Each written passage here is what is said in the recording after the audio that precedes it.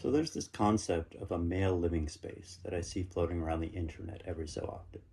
Sometimes it's a tiny room with a big bed and a computer and nothing else. Other times it's a bare living room with a TV on a floor and a single lazy boy chair. And I get it. As a guy who was single for many years and lived in lots of unsavory conditions, these images strike true for me. I've seen some pretty dire living situations and occasionally lived them out myself.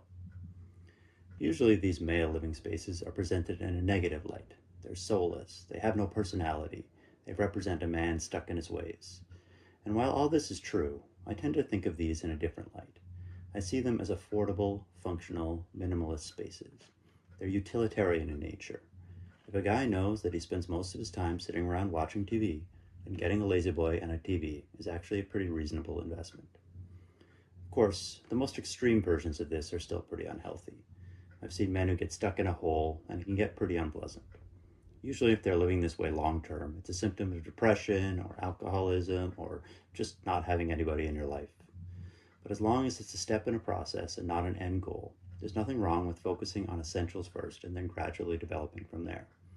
You don't need to buy expensive art for the walls, although when you do, you will feel better. You can start with whatever you consider to be your very base needs and get you through the day. I see this as a living example of Maslow's hierarchy of needs in action. The implication is usually that men don't have the same needs as women, and that's true to a point, but I think the more accurate interpretation is that these men are focused on a lower level of the needs hierarchy. They need to worry about food and shelter before they can move on to the more advanced stuff like love and belonging. So don't shame them for it, just understand what is happening here.